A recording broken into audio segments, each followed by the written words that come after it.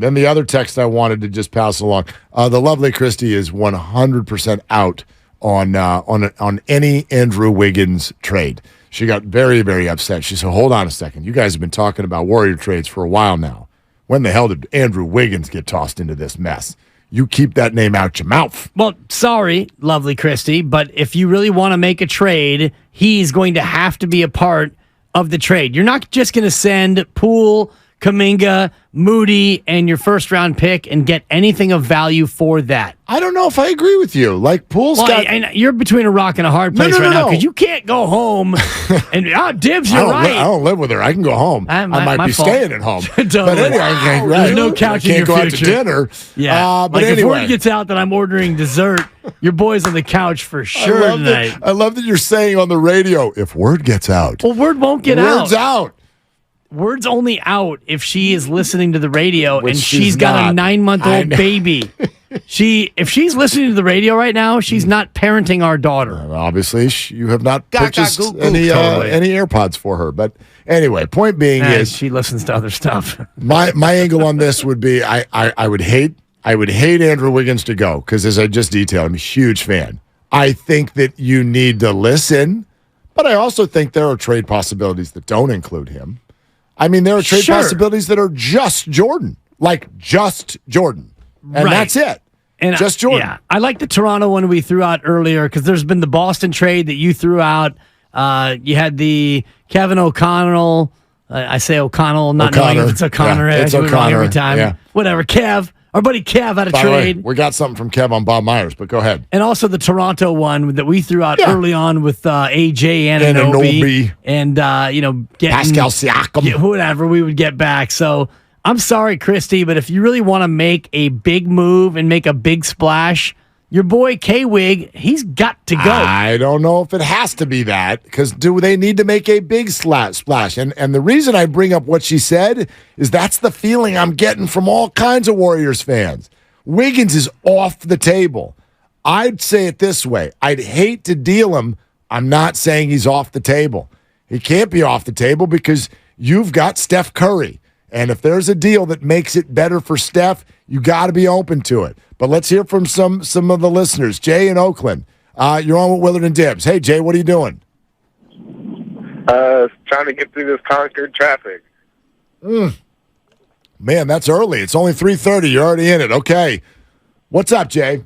But I want to say Wiggins isn't off the table, I think.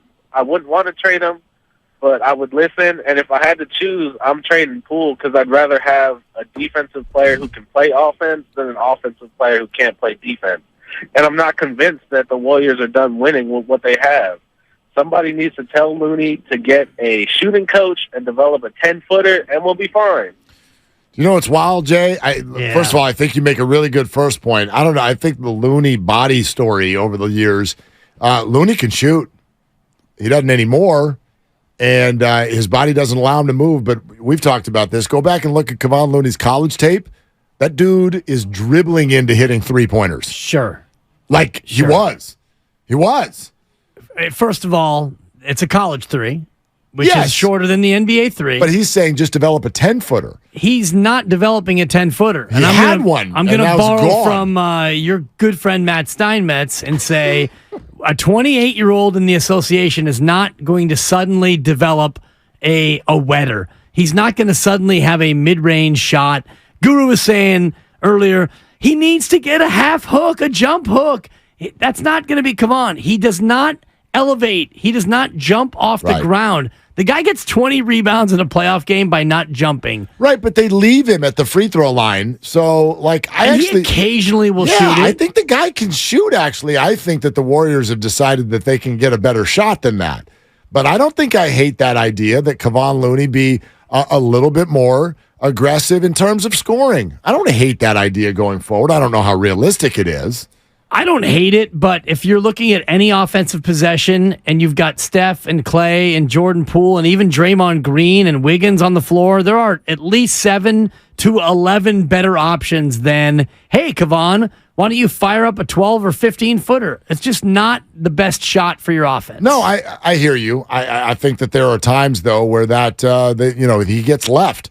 And so if that were a weapon, that would be good for the Warriors. But Jay's larger point is a very good one, which is that the reason you might want to trade Jordan Poole if you're the Warriors is because he does not play defense. Brian Geltzeiler, Sirius XM NBA, was on with Steiny and Goo yesterday. Listen to this. What message did the Warriors send the young players that haven't gotten paid on that team?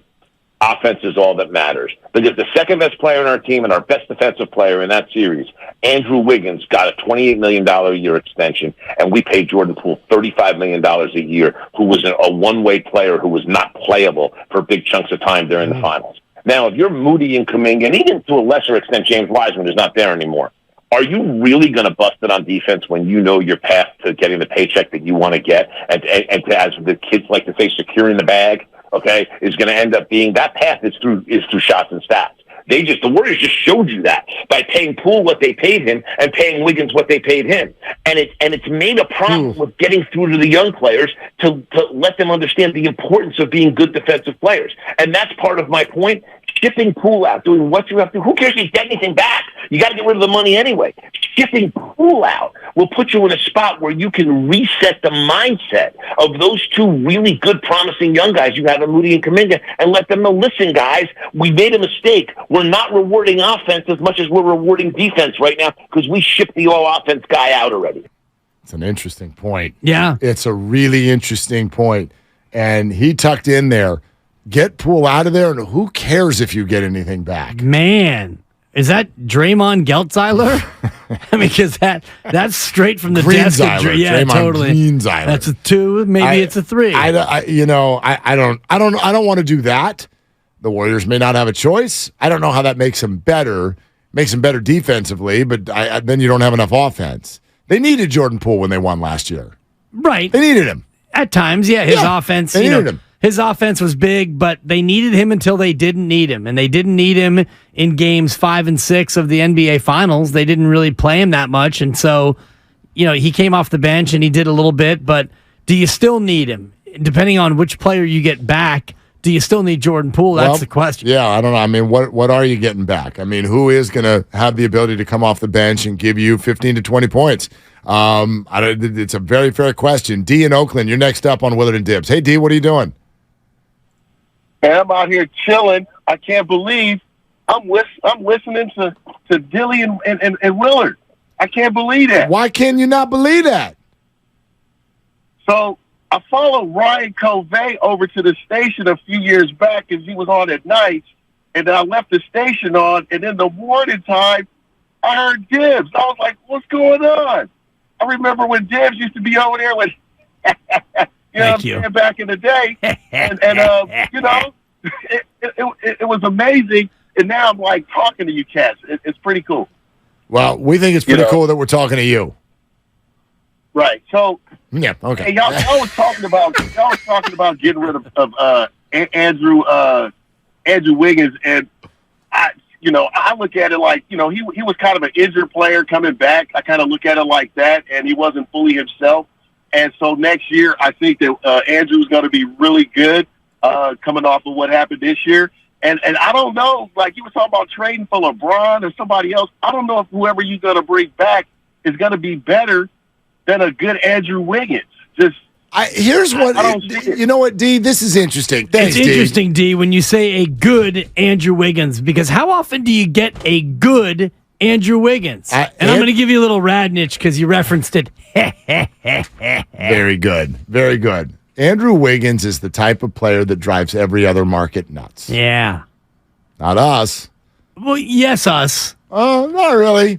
Listen to this. Take out last year, and he drives you nuts. Brother, they love him. Coach.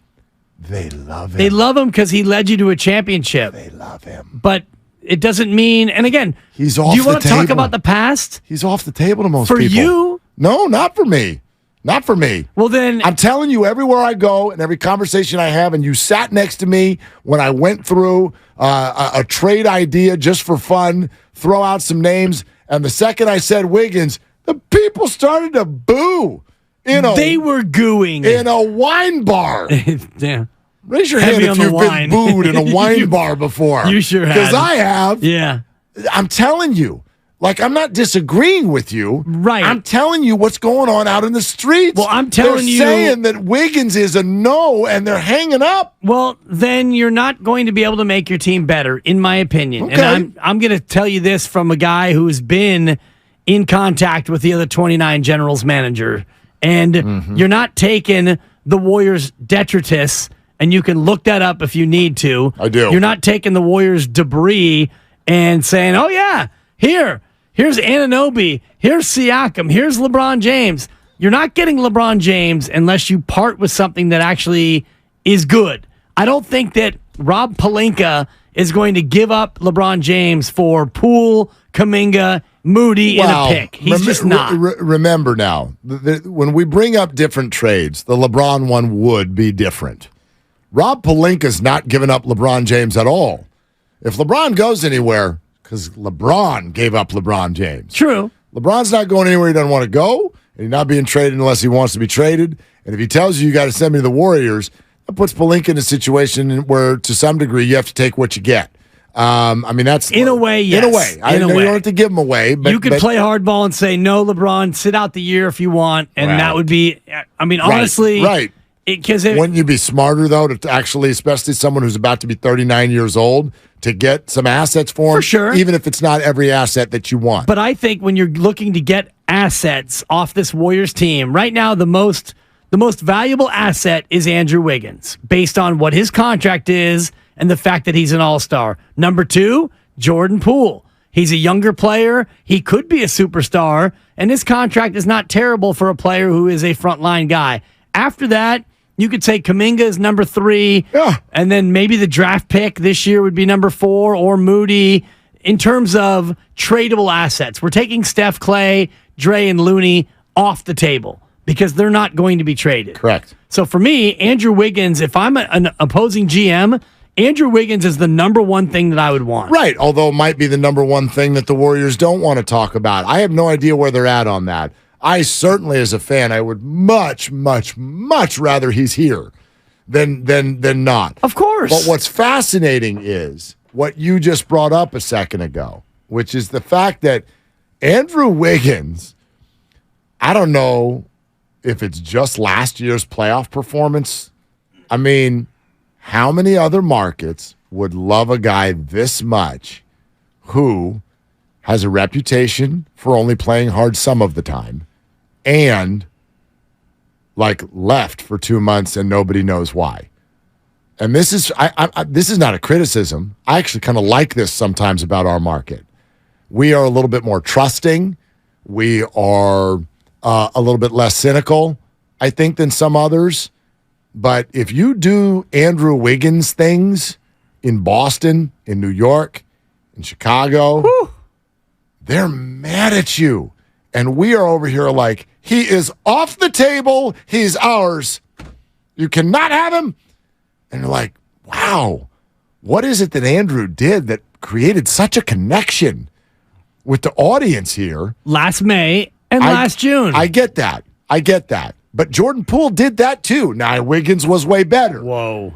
Wiggins was way better. But Poole was on the team. He sure was. And he was contributing, and he had very good games in the playoffs. Nemanja Bjelica was on the team, if you want to talk about on the team. Bjelica did not score any 20 burgers. I know you're not supposed to do that unless they're 50. 20 French fries. He didn't do that in any basketball games. Poole was probably very the good. 5th or 6th most important player in the playoffs. Wiggins was number 2. Depends on the night. Yes, you're right. In the totality of the playoffs. But I mean, go to the Giants World Series championships. You know what I mean? Like, we gave the flowers to everybody. Everybody gets a contract. Wasn't just Buster. Wasn't just Man Bum. And Belt. Crawford. Yeah. Everybody. Right? Re-sign Scutero. Like, everybody. But we have got such a connection to Andrew Wiggins. And he does a lot of things that I would have thought upset people. And it hasn't. So I would much, much, much rather he is still on the team. I don't think he's going to get traded.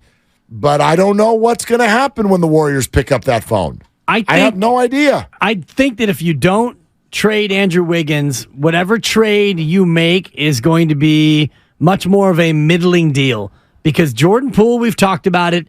Jordan Poole's stock has gone down. Kuminga's stock has gone down a little bit. Moses Moody's stock hasn't gone down, but Moses Moody is not a marquee piece in any deal. Andrew Wiggins' stock has not gone down. It hasn't? Oh, I don't think so. See, now that's interesting because the year that we're talking about is last year. Not this year. No, but Andrew Wiggins had a 2-month sabbatical for a personal reason. Right, but he also did not play as well as he did the year before when he played. Right. I think that Jordan Poole's, if you want to talk about whose stock is the highest of all of them, Andrew Wiggins' stock is still higher than Jordan Poole's. I'll agree with that. Especially when you look at his contract. And he makes less money than Jordan Poole. Next year, he goes from 33.6 to 24.3.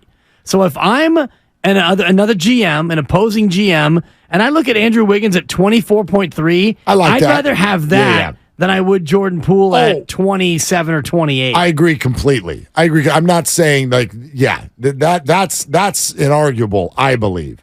But Andrew Wiggins did not follow up the championship year in the way that you would have hoped in a perfect world. True. Let me put it that way. No, that's a good point. Yeah. But he did not sustain an injury. If he would have only played 37 games because of an injury. Right, but he's actually injured right now. He sustained an injury. He was compromised in the last game. Well, okay. Yes, he has a rib cartilage. He's got a coastal Carolina, as we like to call it. Shout out John Curley. Yeah. He's got a costal rib fracture. That'll be fine probably by June 1st. Yeah, I agree with that. Well, I thought you were talking about hurt feelings. No. He missed a bunch of games because he had hurt feelings. But, I think that if I'm an opposing GM, I want Andrew Wiggins. And if you want my best player or if you really want to deal with me, we start with Wiggins. It was just here's another fun way to look at it. I can't tell you how many tweets I got. I threw out that Celtics Warriors thing, right? And for those of you who don't know what that was, just for the purposes of discussion, it was Poole, Wiggins, and Kuminga for Jaylen Brown and Malcolm Brogdon. Okay, and the money works, by the way. And the Warriors would save money on the deal. And I don't know where the Celtics are going to be. Right, they're still playing in this thing, but if the Celtics are looking to make a move and not give Jaylen the big max extension, okay. Do you know how many people fired back and said Jaylen Brown is no better than Andrew Wiggins? And I'm like, I get that Wiggins is like in the arena. Jaylen Brown was second team All-NBA. You know who else was? Steph Curry. Jaylen Brown. Right, no buzzer. Yeah, good job. He's not even near the board anyway. Paying attention. Happy birthday, Randy. Happy birthday. Right? Like Jaylen Brown and Andrew Wiggins, that's not an equal playing field in NBA circles. But a lot of fans think it is. Fans. Yes. Fans. Well, because that's who we're talking to. It's because Andrew Wiggins won a championship here. I get and you. If it wasn't for that championship, the whole K-Wig bit would still be a good bit.